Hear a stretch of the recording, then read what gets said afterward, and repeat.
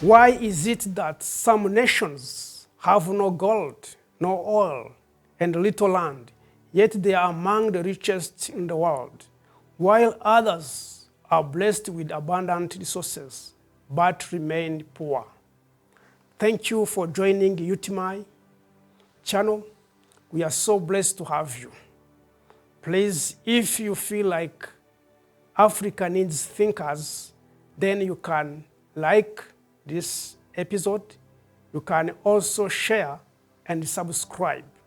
Our today's topic is why some nations create wealth while others remain poor. The problem is not always the absence of resources. Sometimes it is the absence of transformed mindset perception. Nothing changes until the mindset changes.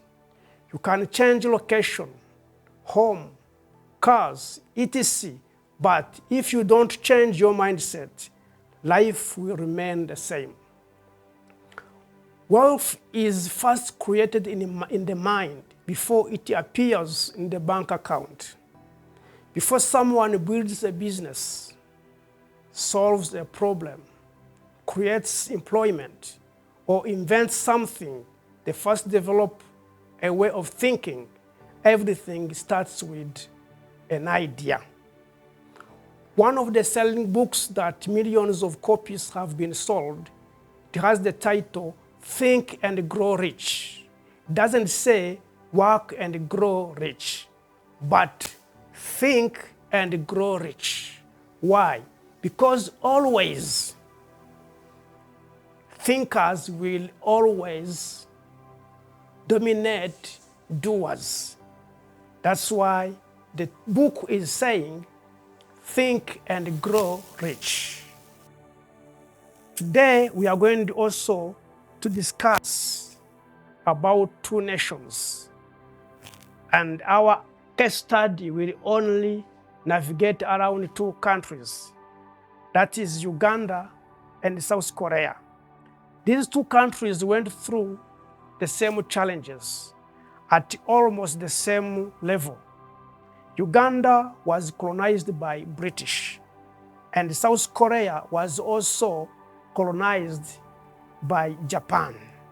And even after the colony, all these two countries went through the war. But when we try to see what happened 60 years back and now, you will see that there is a big gap. 60 years back, Uganda had GDP of $200. Yet South Korea had $150. You can really understand that South Korea was more poorer than Uganda.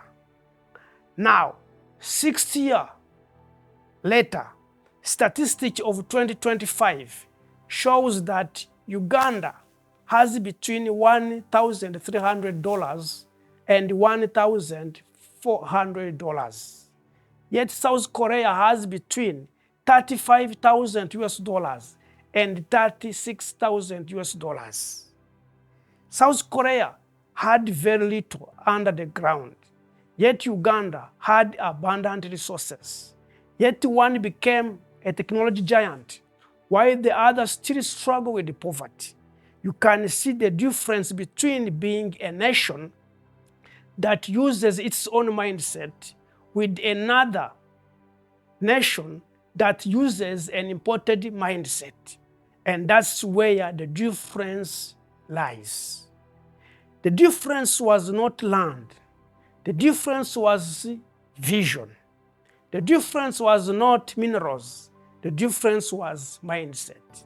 The difference was not resources. The difference was how people were trained to think. This is the reason why UTMI mission is to break the mental chains and transform how you think. No society can thrive with an imported mindset. South Korea celebrated freedom, and they put their head at work and produced what we are seeing today. The most powerful resources is not gold, oil, but the mindset of a nation. the mindset of a nation counts so much. That's why when South Korea got independence, they started using their own mindset because they were free in the mind. You can never be free in the mind unless you use your own knowledge. Remember, in our first episode, we said that Africa is suffering because we don't own even education system. And whoever controls your knowledge controls your thinking. And that's where the problem lies. Now, because South Korea controls their knowledge, then they also control their own mindset. But Uganda is still struggling because it is using an imported mindset. And it is very clear, no nation can thrive using an imported mindset. Political independence does not automatically produce a free people. True freedom is discovered through discovery. As Jesus said, you will know the truth, and the truth will set you free. A nation must know the truth about itself. Children must learn and understand their past, not only learn how European is great, how Roman Empire used to be powerful, but we also need to learn how Africa was the first civilization, how Africa had great engineers. We need also to learn, but because our children are not learning that, they are only learning how European is great, then they are not even confident. They think African are useless. Only European can do great things. That's why truth needs to be taught. But where truth is not yet taught, freedom is still a problem. Until a nation teaches its people the truth about their history, identity, and purpose, will remain a problem, and the people will remain mentally captive. True liberation is self-liberation through true knowledge. You know that false knowledge is more dangerous than ignorance. I repeat that. False knowledge is more dangerous than ignorance. There are people who think they know, but whatever they know is just false. Freedom begins in the mind. Truth liberates, but transformed thinking changes lives. If you want to transform your family, your organization, or your nation, do not begin by changing your location, but begin by changing your thinking. A transformed mind produces transformed lives. A transformed lives create a transformed economy. That's why at UTMI, we focus on transformation. And once Africa starts using its own mindset, you will see that the Africa shift will be unstoppable.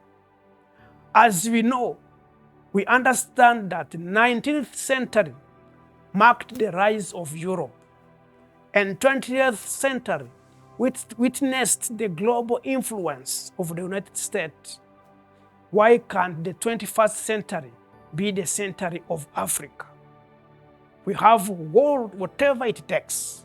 By the way, do you know that Africa is rich in people? Africa is rich in resources.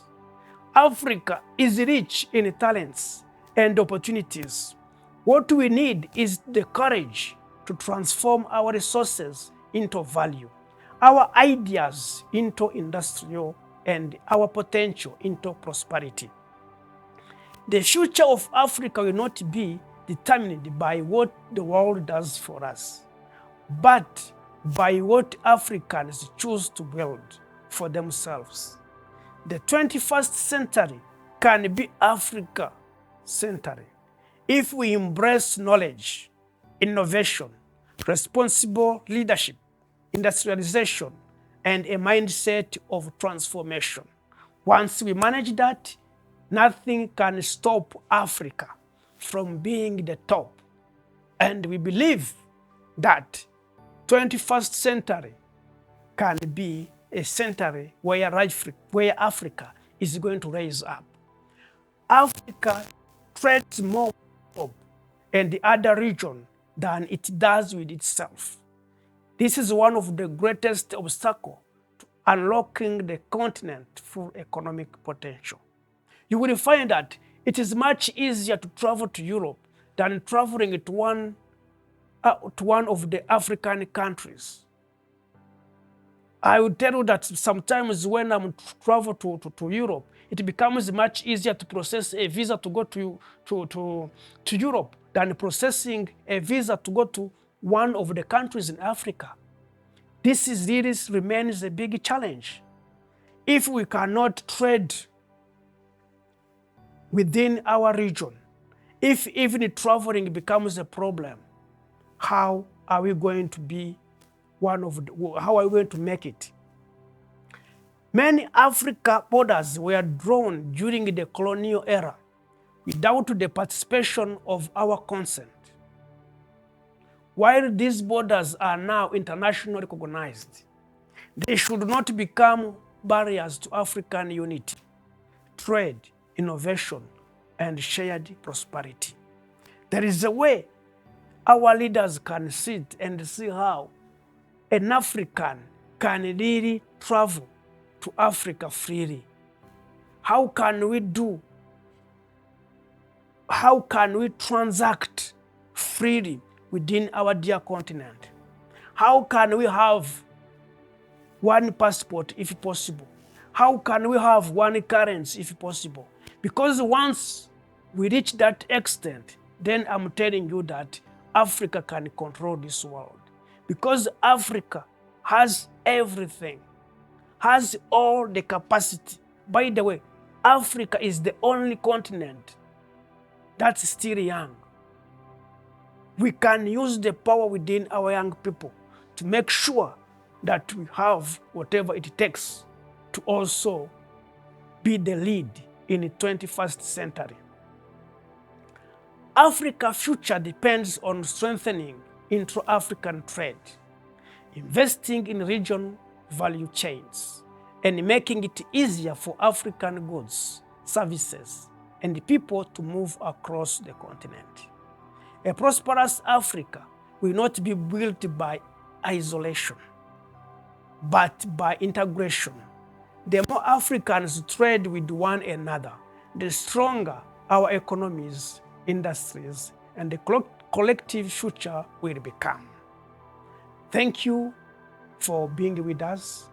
Thank you for following our UTMI channel. Please do not leave without subscribing if you've never subscribed. Also like this episode, share so that many people can get this knowledge. We totally believe that once we unlock our mind, once we transform our mindset, then we can also be among the great nation. May God bless you and may God bless Africa. See you next Friday.